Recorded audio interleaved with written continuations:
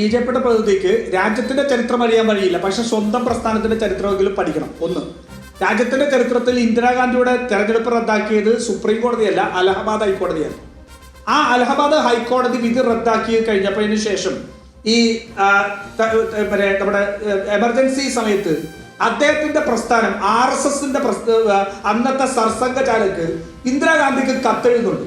ഒന്നാമത്തെ കത്തെഴുതി, ഞങ്ങൾ എമർജൻസി അംഗീകരിക്കുന്നു, നിങ്ങൾ പറയുന്ന എല്ലാ കാര്യവും ഞങ്ങൾ ചെയ്യാൻ തയ്യാറാണെന്ന് പറഞ്ഞ ആദ്യത്തെ കത്തെഴുതി. രണ്ടാമത്തെ കത്തെഴുതുന്നത് നവംബർ 10, 1975 ആ നവംബർ 10, 1975 RSSന്റെ സർസംഘചാലക് ദേവരസ് എഴുതിയ കത്തിൽ അദ്ദേഹം പറയുന്നു, സുപ്രീം കോടതി അലഹാബാദ് ഹൈക്കോടതിയുടെ വിധി റദ്ദാക്കിയതിനെ പുകഴ്ത്തിക്കൊണ്ട് ഇന്ദിരാഗാന്ധിക്ക് അതിന് അഭിനന്ദനങ്ങൾ നേർന്നുകൊണ്ട് കത്തെഴുതിയിട്ടുണ്ട്. അറിയോ നിങ്ങൾ എന്തിന്റെ അടിസ്ഥാനത്തിലാണ് അലഹാബാദ് ഹൈക്കോടതി വിധിയുടെ പേരിൽ അലഹാബാദ് ഹൈക്കോടതിയുടെ വിധി ഉണ്ടായത്? അങ്ങ് മിണ്ടിയില്ലല്ലോ.